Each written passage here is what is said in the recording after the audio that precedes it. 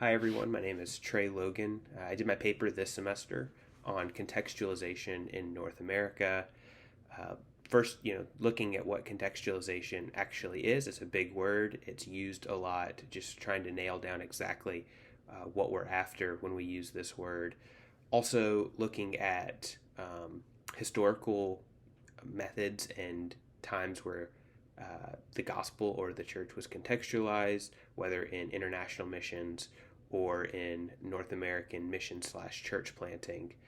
Then we look at some barriers that sometimes churches and pastors may put in between the gospel access and non-believers, and just making sure that our churches are, speaking to the times, that our churches are loving their neighbor by being informed about issues that are important to those around them, and also creating a perception of the church that is of love and that is of um, sensitivity, and not one that is behind the times, antiquated, and doesn't actually love their community because they don't care about the things that the people around them care about as well. I got passionate about this issue after hearing how some of my friends feel about the church. Some of them grew up in the church and then have since gone away from it.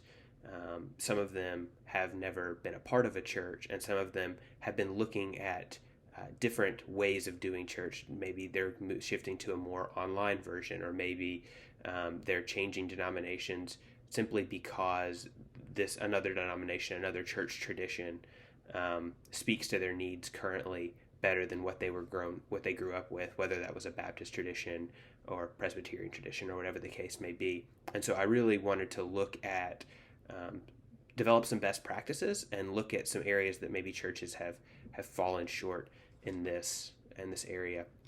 So the first thing we looked at in the paper is what actually contextualization is. So a definition. Main source here was from Tim Keller, his book Center Church. His quote is, and his definition of contextualization is that contextualization is not, as is often argued, giving people what they want to hear. Rather, it's giving people the Bible's answers, which they may not at all want to hear, to questions about life that people in a particular time and place are asking, in language and forms they can comprehend, and through appeals and arguments with force that they can feel. So it's not changing the gospel. It's not making the church a glorified pep rally or making it a political rally. The idea is speaking the language of the people according to the time and according to the space that we find ourselves living in. We then look how contextualization is not new, even though the word feels like a relatively recent word people have started using. We look at examples of how Paul and the other apostles would often change how they talk, and how the way that they were appealing to others around them about the message of Jesus. And so we look at that later, but I bring up at the beginning just some general examples of that. Then, and also part of the introduction, part of the reason this is important is because there has been contextualization done poorly.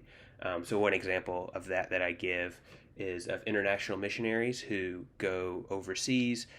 They meet a lot of the cross-cultural people that they're going to reach. They share the gospel is received, and then the people who become believers are then taken out of that context to live with the missionaries, to learn how to do church in the way that the missionaries are practicing it.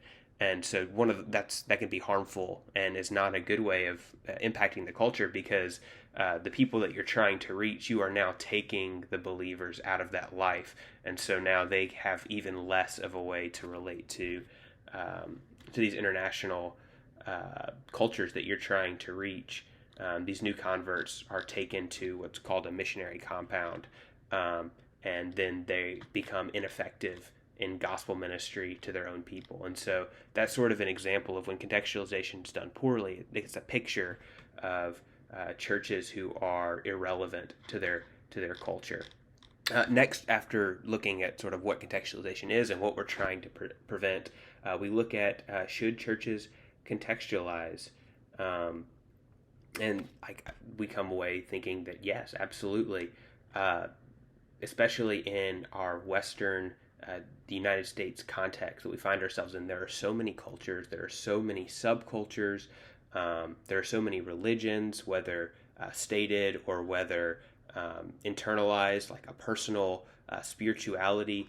There are so many ways that people have of comprehending what's going on in the world. One book that I read goes even so far as saying that, like, even within the United States, there have been 11 distinct nations based on geography, based on what people care about.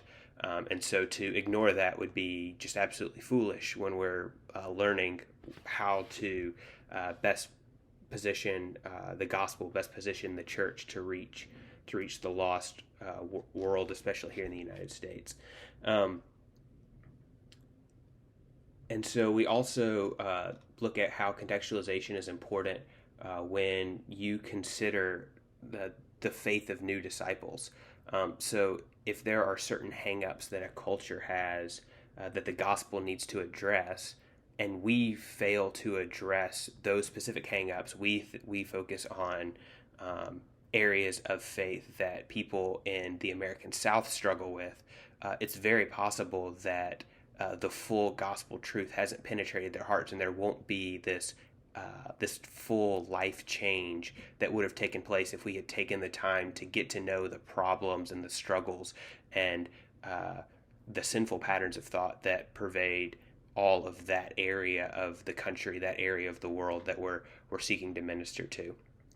And then we look at how contextualization is a blessing and an opportunity, specifically and the opportunity of church planting. We've all been a part of churches that have tried to change, whether that's stopping one ministry, starting a new ministry, whether that's a new logo design, whether that is the style of worship music that we listen to, whether that is how long a pastor's sermon is. Doing this in the context of an established church that has been they've had rhythms of how they do things for a long time. It can be very, very difficult. And so one great way to contextualize within the American context is to plant churches, because they don't have these traditions, these rituals, these preferences that many established churches do. They are able to adapt and be flexible and shapeshift around to really best serve the community around them. We also look at contextualization being argued from Scripture. In Acts chapter 8 specifically, we see the story of Philip and the Ethiopian eunuch. And in the chariot, Philip appeals to the eunuch's marginalized status within Judaism due to his physical defect, due to his ethnic background, because he goes to Isaiah 53 and talks about the humiliated and the suffering servant. And then you also see in Acts chapter 17, Paul preaching at the Areopagus in Athens. He's a student of the Hebrew Scriptures. He is a Jewish teacher and scholar of the highest order, and he very often goes to the Old Testament to talk about how the Hebrew Scriptures point to Jesus. But in this circumstance, he takes into consideration the people around him. And he actually, in Acts chapter 17, verse 28, Paul quotes some of the philosophers of the day and uses those words to make a point that ends up showing how Jesus is the one true incarnation of the only God. And so that's just a really cool way of seeing how this is not anything that is new. This is something that's happened all the way since the early church. Then we look at why contextualization is important in the United States.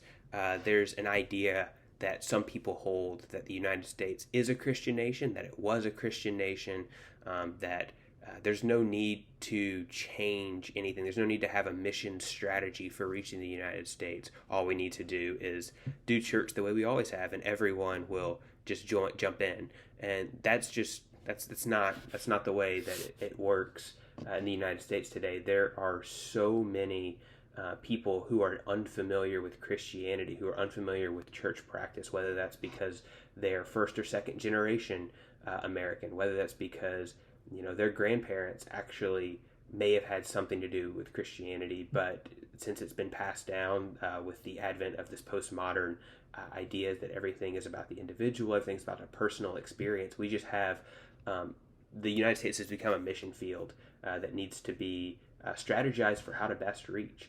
And in doing so, we've missed out on opportunities. So I call out an example of how a church planter in an area like New England or in an area like the Pacific Northwest should not simply duplicate the church models that are successful in creating disciples in an area in the Deep South. That fundamentally shows a misunderstanding of why the church was successful in creating disciples that are gospel centered, that have a strong understanding of who Jesus is and who live that out. It's a misunderstanding about why that is successful and why God is blessing this current ministry. And it's not because it is the best way, period. It's because it's the best way in that place.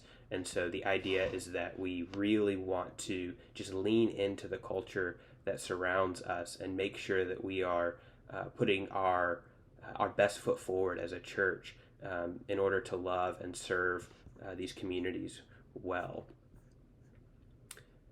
We look at a downfall and a failing to contextualize properly. It's when we don't address the primary understandings.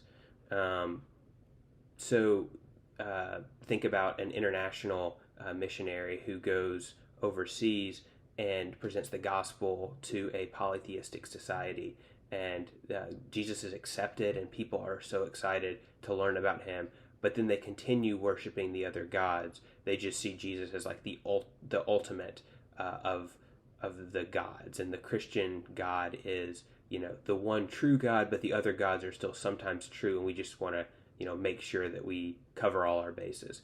And the idea is that if we don't truly get to the heart of the local context and understand what they believe, that could go unaddressed if we were to just drop in the gospel that appeals to our local area. In the American South, we don't struggle with a polytheistic worldview, and so to accept that Jesus is Lord and that the Christian God is the one true God, that doesn't involve rejecting other worshipped deities like it does in other countries. And so there are many ideas that are similar to this in North American cultures, and we need to be able to recognize those in North America.